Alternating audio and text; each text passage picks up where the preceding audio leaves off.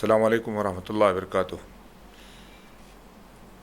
الحمدللہ رب العالمین والعاقبۃ للمتقین ولا عدوان الا علی الظالمین والصلاۃ والسلام علی خاتم النبیین نبینا محمد وعلی آلہ وصحبہ اجمعین ومن تبعہم بإحسان الی یوم الدین وبعد۔ معزز ناظرین کرام، کتاب احکام رمضان شیخ ابو زید ضمیر حفظہ اللہ کی مسلسل درس میں آپ سن رہے ہیں۔ سلسلہ وار دروس میں آج ہم لوگ ایک نئی فصل تک آئے ہیں۔ انشاءاللہ ان دروس میں جو بھی اب درس ہوں گے انشاءاللہ آخر میں ان دروس میں صدقہ فطر کا بیان آئے گا، صدقہ فطر کا بیان آئے گا انشاءاللہ العزیز۔ صدقہ فطر جس کو ہم لوگ زکوٰۃ فطر بھی بولتے ہیں، صدقہ فطر بھی بولتے ہیں، صدقہ رمضان بھی بولتے ہیں، اس کو فطرہ یا فطرانہ بھی لوگ کہتے ہیں، اس کو صدقہ فطر کہا جاتا ہے۔ انشاءاللہ اگلے بیانات ہمارے سارے انشاءاللہ اسی پر مشتمل ہوں گے، اور امید ہے کہ شاید 4 بیانات ہوں، 4 جو ہے باب باقی ہیں انشاءاللہ العزیز، اور بالترتیب اس کو انشاءاللہ ہم لیں گے۔ اللہ تعالیٰ سے ہم علم نافع کی دعا کرتے ہیں، اللہ تعالیٰ جو بھی باتیں کہی جائیں انہیں سمجھنے کی، اچھی طرح اپنے دل میں بٹھانے کی اور ان پر عمل کرنے کی توفیق بخشے۔ ہمارے سامنے باب نمبر 57 ہے، 57 چیپٹر نمبر، صدقہ فطر کی مشروعیت۔ صدقہ فطر یہ مشروع ہے، یعنی اللہ کے نبی صلی اللہ علیہ وسلم نے اسے شریعت کا ایک حصہ قرار دیا ہے۔ صدقہ فطر کی فرضیت یہ ہمارے ہاں سائیڈ ہیڈنگ ہے، صدقہ فطر کی فرضیت کہ صدقہ فطر فرض ہے۔ صدقہ فطر فرض ہے، اسے زکوٰۃ الفطر یا فطرہ یا فطرانہ بھی کہتے ہیں ہمارے یہاں۔ اللہ کے رسول صلی اللہ علیہ وسلم نے فرمایا، زکوٰۃ الفطر فرض علی کل مسلم، کہ زکوٰۃ الفطر ہر مسلمان پر فرض ہے، ہر مسلمان پر، لفظ پر غور کیجئے گا۔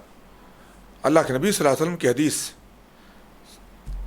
زکوٰۃ الفطر ہر مسلمان پر فرض ہے، وہ مسلمان چاہے جوان ہو، چاہے بچہ ہو، چاہے بوڑھا ہو، چاہے مرد ہو، چاہے عورت ہو، چاہے آزاد ہو، چاہے غلام ہو، چاہے غریب ہو، چاہے امیر ہو۔ اللہ کے رسول صلی اللہ علیہ وسلم نے زکوٰۃ الفطر کو ہر مسلمان پر فرض کیا ہے۔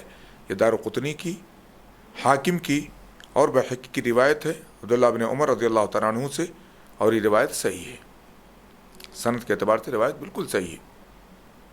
عبداللہ بن عمر رضی اللہ تعالیٰ عنہ فرماتے ہیں، اللہ کے رسول صلی اللہ علیہ وسلم نے، دوسری حدیث ہے ہمارے سامنے، حضرت عبداللہ بن عمر رضی اللہ تعالیٰ عنہ فرماتے ہیں کہ اللہ کے رسول صلی اللہ علیہ وسلم نے رمضان میں زکوٰۃ الفطر کو، یعنی صدقہ فطر یا فطرہ کو، ہر مسلمان پر، چاہے وہ آزاد ہو، چاہے غلام ہو، مرد ہو یا عورت ہو، چھوٹا ہو یا بڑا ہو، سب پر فرض کیا ہے۔ اللہ کے رسول نے سب پر فرض کیا ہے۔ گویا جو چھوٹی سی روایت ہمارے سامنے آئی تھی اس کی وضاحت ہو گئی کہ کوئی بھی اس فرضیت سے بچا نہیں ہے۔ یہ صحیح بخاری، صحیح مسلم کی روایت ہے، لیکن الفاظ جو ہمارے سامنے حدیث کے آئے ہوئے ہیں یہ صحیح مسلم کے ہیں۔ علامہ ابن عثیمین رحمۃ اللہ علیہ فرماتے ہیں، مسلمانوں میں سے ہر شخص پر، چاہے وہ مرد ہو یا عورت، چھوٹا ہو یا بڑا، روزے دار ہو یا بے روزہ، صدقہ فطر ادا کرنا واجب ہے۔ بے روزہ میں کون آئے گا؟ مریض، بیمار، بوڑھے انتہائی، یا یہ کہ وہ بچے، یا کہ ایسے لوگ جو روزہ کے مکلف نہیں ہیں، سارے لوگ اس میں آ جائیں گے۔ صدقہ فطر ادا کرنا ان پر واجب ہے۔ بے روزہ دار سے مراد مثلاً اگر کوئی شخص سفر ہی میں کیوں ہو اور روزہ نہ رکھے، یا بچے ہوں روزانہ رکھتے ہوں، سارے لوگ اس کے اندر جو ہے شامل ہوں گے، اور تو اس کے لیے بھی صدقہ فطر ادا کرنا لازم ہے۔ یہاں پر وضاحت ہم نے دیکھی کہ اللہ کے رسول صلی اللہ علیہ وسلم نے مسلمانوں پر جب صدقہ فطر کو فرض کیا تو مسلمانوں کی کوئی بھی صنف، کوئی بھی قسم نہیں بچتی ہے، جو بھی مسلمان ہے اس پر صدقہ فطر فرض ہے۔ روایت بھی یہی صراحت کرتی ہے، اور ہمارے علماء کرام یہی صراحت کرتے ہیں۔ کیا صدقۃ الفطر کا کوئی نصاب ہے؟ زکوٰۃ فطر کا کوئی نصاب ہے؟ یہ ایک سوال ہمارے سامنے کھڑا ہوتا ہے۔ اصل میں بعض لوگوں میں یہ بات مشہور ہے کہ صدقہ فطر یا فطرہ وہ ادا کریں گے جو صاحب نصاب ہیں۔ بھائی یہاں بات چل رہی ہے صدقہ فطر کی، زکوٰۃ فطر کی، فطرہ کی، جو رمضان کے ایک دم اخیر میں نماز عید سے قبل ادا کیا جاتا ہے، اس صدقے کی بات چل رہی ہے۔ یہاں پر زکوٰۃ مفروضہ کی بات نہیں چل رہی ہے جو رکن اسلام ہے۔ زکوٰۃ مفروضہ کے لیے اللہ کے نبی صلی اللہ علیہ وسلم نے نصاب شرط کیا ہے، اس کا ایک نصاب بیان کیا ہے۔ سونے کا الگ نصاب ہے، چاندی کا الگ نصاب ہے، غلوں کا الگ نصاب ہے، جانوروں کا الگ نصاب ہے جن میں زکوٰۃ فرض ہوتی ہے۔ یہ زکوٰۃ اللہ کے رسول نے جو فرض کی ہے قلیل مقدار ہے۔ پورے سال میں آپ کو ایک مرتبہ ایک ساتھ تقریباً 2.5 کلو کے قریب نکالنا ہے غلہ جو ہے۔ آپ اس کے لیے شرط لگائیں کہ اگر وہ نصاب والا ہوگا، زکوٰۃ کے نصاب والا ہوگا تو صدقہ فطر ادا کرے گا۔ اس کی کوئی شرعی دلیل موجود نہیں ہے، اس کی کوئی شرعی دلیل موجود نہیں ہے۔ یہ بات ذہن میں بٹھا کر کے رکھیے۔ جو لوگ ہمارے دماغ کے اندر یہ وسوسہ ڈالتے ہیں کہ صدقہ فطر یا فطرہ ان مسلمانوں پر واجب ہے جو مسلمان صاحب نصاب ہوں، غور سے اللہ کے نبی کی حدیث پر اگر غور کریں گے تو آپ کو ایسے لوگوں کی بات ردی کی ٹوکری میں ڈالنے کے لیے بہتر نظر آئے گی۔ اللہ کے نبی صلی اللہ علیہ وسلم نے کیا کہا ہے؟ حضرت عبداللہ بن عمر نے کیا کہا؟ اللہ کے رسول نے زکوٰۃ فطر فرض کیا آزاد پر، غلام پر۔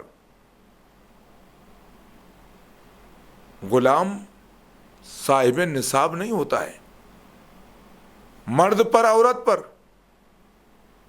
بڑے پر، چھوٹے پر۔ چھوٹا بچہ صاحب نصاب نہیں ہوتا ہے، شرعاً مکلف ہی نہیں ہوتا ہے وہ۔ من المسلمین، مسلمانوں کے ان لوگوں پر اللہ کے رسول نے زکوٰۃ فرض کی۔ تو آپ بتلائیے، آپ صاحب نصاب لگا کر کے شرط اللہ کے نبی کی حدیث کی مخالفت کرنا چاہتے ہیں؟ ایسا کہنے والوں سے ہوشیار رہیں۔ یہ زکوٰۃ فطر ہے جو ایک آدمی فی نفر پر پرسن کتنا جائے گا؟ 2.5 کلو غلہ ہم کو دینا ہے بس، غربا کو، مساکین کو، محتاجین کو، رمضان کے آخری ایام میں نماز عید ادا کرنے سے پہلے پہلے۔ اب سوال سمجھ میں آیا، جواب بھی انشاءاللہ سمجھ میں آ گیا ہوگا حدیث کی روشنی میں۔ دیکھتے ہیں کیا صدقۃ الفطر کا کوئی نصاب ہے؟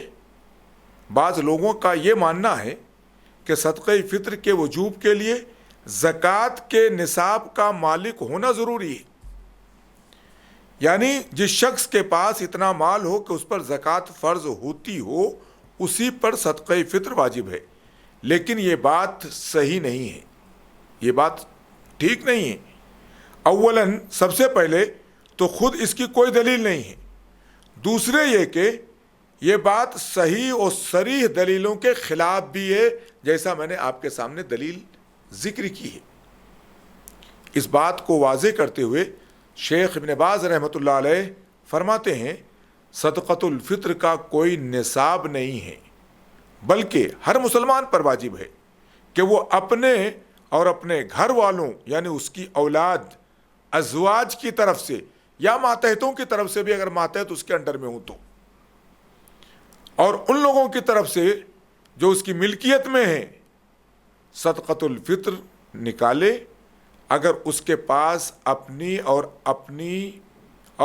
ان کی یعنی اپنے آل و اولاد کی جن کی روزی کا ذمہ دار ہے، اگر اس کے پاس اپنی اور ان کی ایک دن ایک رات کی سے زائد خوراک موجود ہو۔ اب آپ سوچ سکتے ہیں کہ اگر ایک آدمی کے پاس ایک دن سے زائد کی خوراک موجود ہے اور وہ اس زائد سے صدقہ فطر نکال سکتا ہے، صدقہ فطر نکالنا اس کے لیے واجب ہے۔ اللہ کے رسول نے فرض کیا ہے، اس کو فرض کیا ہے۔ اس فریضے کے ساتھ یہ کہہ کر کے کھلواڑ نہیں کرنا چاہیے کہ اگر کوئی صاحب نصاب ہوگا تبھی زکوٰۃ دے گا۔ اگر نصاب کی شرط ہوتی تو رسول اکرم صلی اللہ علیہ وسلم اپنی امت کی آسانی کے لیے خاموش نہیں رہتے، آپ ضرور بیان کرتے کہ یہ وہی ادا کرے گا جو صاحب نصاب ہے، لیکن آپ نے ایسا نہیں کہا۔ اگلا مسئلہ، اولاد اور ماتحتوں کی طرف سے صدقۃ الفطر۔ اولاد اور ماتحتوں کی طرف سے ابن باز رحمہ اللہ کے قول میں یہ بات آ گئی اشارتاً کہ آدمی اپنی اولاد کے صدقۃ الفطر کی ادائیگی کا ذمہ دار ہے اور اپنے ماتحتوں کی صدقۃ الفطر کی ادائیگی کا ذمہ دار ہے، خاص طور پر اگر غلام اور لونڈی ہیں یا ایسے لوگ ہیں جو ان کے گھر ہی پر مستقل رہتے ہیں، ساری روزی روٹی کپڑا لتا وہی دیکھتے ہیں، تو ایسے لوگوں کے صدقہ فطر کی ادائیگی کا یہ مالک ذمہ دار ہوگا۔ آدمی اپنی اولاد بلکہ اپنے غلاموں اور ماتحتوں اور ان کی اولاد جو ماتحتوں کی اولاد ہیں سب کی طرف سے فطرہ ادا کر سکتا ہے۔ نافع رحمۃ اللہ علیہ فرماتے ہیں کہ عبداللہ بن عمر رضی اللہ تعالیٰ عنہما اپنے تمام گھر والوں کی طرف سے صدقہ فطر ادا کرتے تھے، چھوٹے بڑے اور وہ سب لوگ جو ان کے زیر پرورش تھے، جن کی وہ پرورش اپنے گھر میں کر رہے تھے، سب کا صدقہ فطر وہ دیا کرتے تھے، بلکہ اپنے غلاموں، اپنی بیویوں کے غلاموں کی طرف سے بھی صدقہ فطر ادا کیا کرتے تھے۔ دارقطنی کی روایت ہے۔ اس جلیل القدر صاحب علم صحابی کا یہ عمل یہ واضح کرتا ہے کہ گھر کا ذمہ دار، گھر کا گارجین، اور اگر وہ اس کے ماتحت لوگ پرورش پا رہے ہیں، وہ اور ان کے بچے سارے لوگوں کی طرف سے کیا کرے گا؟ وہ صدقہ فطر نکالے گا۔ نافع ہی سے روایت ہے کہ عبداللہ بن عمر رضی اللہ تعالیٰ عنہما چھوٹے بڑوں کی طرف سے بلکہ میرے بچوں کی طرف سے بھی زکوٰۃ الفطر ادا کرتے تھے۔ کہتے ہیں میرے بچوں کی طرف سے بھی کیا کرتے تھے؟ عبداللہ بن عمر رضی اللہ تعالیٰ عنہ زکوٰۃ الفطر ادا کیا کرتے تھے۔ صحیح بخاری کی روایت ہے۔ اسی طرح آدمی ان تمام لوگوں کی طرف سے فطرہ ادا کر سکتا ہے جو اس کی کفالت میں ہوں، ان تمام لوگوں کی طرف سے فطرہ ادا کر جو اس کی کفالت میں ہوں، انشاءاللہ ان کی طرف سے فریضہ ادا ہوگا اور ثواب کا مستحق یہ شخص ہوگا جو ادا کر رہا ہے۔ نافع رحمہ اللہ فرماتے ہیں کہ عبداللہ بن عمر رضی اللہ تعالیٰ عنہما مدینہ میں اپنے غلاموں کی طرف سے جو ان کی زمین میں کام کرتے تھے اور اپنی بیویوں کے غلاموں کی طرف سے اور ہر اس شخص کی طرف سے جو ان کی کفالت میں تھا صدقہ فطر ادا کرتے تھے۔ مصنف عبدالرزاق اور السنن الکبریٰ للبیہقی کی روایت ہے۔ یہاں پر آپ دیکھ رہے ہیں کہ آدمی اپنی اولاد کی بھی صدقے کا بھی فطرہ ادا کرے گا اور اپنے ماتحتوں کا بھی کیا کرے گا؟ وہ فطرہ ادا کرے گا۔ ایک مسئلہ ہے، عورت کے پیٹ میں بچہ پل رہا ہے، حمل ہے، کیا اس حمل کی طرف سے بھی زکوٰۃ دی جائے گی؟ فطرہ ادا کیا جائے گا؟ مسئلہ واضح ہے، پیٹ میں موجود بچے کی طرف سے فطرہ نہیں ہے۔ پیٹ میں موجود بچے کی طرف سے فطرہ نہیں ہے، فطرہ ان کی طرف سے جو مولود ہیں، جو پیدا ہو چکے ہیں، جو زمین پر موجود ہیں، ان کی طرف سے ہے، چاہے وہ چھوٹے ہی کیوں نہ ہو، آج ہی کیوں نہ پیدا ہوا ہو، نماز عید سے قبل بھی اگر پیدا ہوا ہے اس کی طرف سے فطرہ ادا کیا جائے گا۔ لیکن بچہ بھی پیدا نہیں ہوا، ماں کے پیٹ میں ہے، جنین ہے، وہ اس کا فطرہ نہیں ادا کیا جائے گا۔ یہ باپ کی ذمہ داری ہے کہ وہ اپنی اولاد کی طرف سے بھی کیا کرے؟ فطرہ ادا کرے۔ لیکن یہاں یہ بات بھی نوٹ رہے کہ ماں کے پیٹ میں موجود بچے کی طرف سے صدقۃ الفطر واجب نہیں ہے۔ ابن المنذر رحمۃ اللہ علیہ فرماتے ہیں اس بات پر اجماع ہے اجماع ساری امت متفق ہے کہ ماں کے پیٹ میں موجود بچے پر زکوٰۃ الفطر واجب نہیں. ماں کے پیٹ میں جنین جو پل رہا ہے اس کی زکوٰۃ الفطر واجب نہیں ہے. اگلا مسئلہ، بعض لوگ یہ کہتے ہیں کہ صدقہ فطر شروع میں اس کا حکم تھا، بعد میں اس کو منسوخ کر دیا گیا، اس کا حکم جو ہے ساقط کر دیا گیا. یہ ایک شوشہ چھوڑا جاتا ہے، اس کی کوئی واضح دلیل موجود نہیں ہے. گویا اللہ کے نبی صلی اللہ علیہ وسلم کی جو حدیثیں گزری ہیں، صدقہ فطر کو اللہ کے رسول نے فرض قرار دیا ہے، وہ فرضیت ابھی بھی باقی ہے اور قیامت تک باقی رہے گی. سوال ہمارے سامنے یہی ہے، کیا صدقہ فطر منسوخ کا حکم منسوخ ہے؟ منسوخ یعنی اس کو جو ہے کل عدم قرار دے دیا گیا ہے، اب اس کا حکم باقی نہیں رہ گیا ہے، کیا ایسا ہے؟ یہاں صدقہ فطر کی فرضیت سے متعلق ایک اشکال کا ازالہ، یعنی اس کا ایک اشکال جو ہو رہا ہے، مشکل جو پیدا ہو رہی ہے، اس کا ختم کرنا بھی ضروری ہے. سنن نسائی کی ایک روایت سے بظاہر یہ معلوم ہوتا ہے کہ صدقہ فطر کا حکم زکوٰۃ کی فرضیت سے پہلے تھا. زکوٰۃ کی فرضیت سے پہلے تھا، اور زکوٰۃ کا حکم آنے کے بعد صدقہ فطر کی فرضیت ساقط ہو گئی. بعض اہل علم اس طرف گئے ہیں، لیکن یہ بات صحیح نہیں ہے، یہ بات صحیح نہیں ہے. آئیے دیکھتے ہیں روایت کے اصل الفاظ کیا ہیں اور اس کے معنی، واقعی معنی کیا، اصلی معنی کیا ہے اس کے. قیس بن سعد رضی اللہ تعالیٰ عنہ کہتے ہیں، اللہ کے رسول صلی اللہ علیہ وسلم نے، روایت دیکھیں گے سنن نسائی کی، قیس بن سعد رضی اللہ تعالیٰ عنہ کہتے ہیں کہ اللہ کے رسول صلی اللہ علیہ وسلم نے ہمیں زکوٰۃ کا حکم نازل ہونے سے پہلے، زکوٰۃ کا حکم نازل ہونے سے پہلے صدقہ فطر کا حکم دیا تھا. پھر جب زکوٰۃ کا حکم نازل ہوا تو آپ نے ہمیں نہ زکوٰۃ الفطر کا حکم دیا اور نہ ہی اس سے منع کیا. یعنی تجدید نہیں کہ اللہ کے نبی نے کہ نہیں زکوٰۃ واجب ہو گئی ہے تو اب صدقہ فطر نہ دو، ایسا آپ نے منع نہیں کیا یا ایسا آپ نے کچھ کہا نہیں. البتہ ہم آج بھی اسے ادا کرتے ہیں. قیس بن سعد کیا کہتے ہیں؟ البتہ ہم آج بھی کیا کرتے ہیں، جیسا اللہ کے رسول نے پہلے حکم دیا تھا اس حکم پر بجا آوری کرتے ہوئے آج بھی صدقہ فطر ہم کیا کرتے ہیں، ادا کرتے ہیں. یہ روایت مسند احمد کی بھی ہے، سنن نسائی کی بھی ہے، سنن ابن ماجہ کی روایت ہے، صحیح ابن خزیمہ کی روایت ہے. اس حدیث سے بعض اہل علم نے سارے نے نہیں، بعض علماء نے صدقہ فطر کی فرضیت کے منسوخ ہونے کی دلیل لی ہے کہ صدقہ فطر منسوخ ہو چکا ہے. لیکن صحیح بات یہ ہے کہ اس حدیث میں زکوٰۃ الفطر کے منسوخ ہونے کی کوئی دلیل نہیں ہے. صحابی نے کیا کہا؟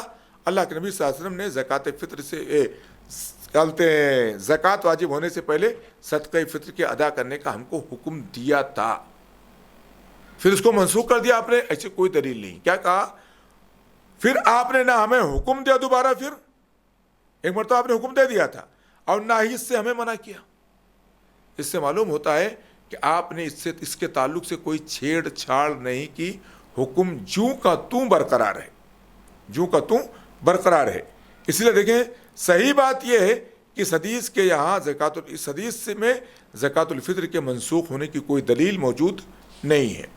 یہی بات ابن حجر رحمۃ اللہ علیہ نے کہی ہے، فرماتے ہیں کہ اس حدیث میں نسخ کی کوئی دلیل نہیں ہے، یعنی حدیث منسوخ ہے زکوٰۃ فطر والی، اس کی کوئی دلیل نہیں ہے، کیونکہ اس میں اس بات کا بھی احتمال ہے کہ نبی کریم صلی اللہ علیہ وسلم نے زکوٰۃ الفطر سے متعلق اپنے پہلے حکم ہی کو کافی سمجھا، اس کو رینیول نہیں کیا، نئے سرے سے دوبارہ زکوٰۃ الفطر کا حکم نہیں دیا.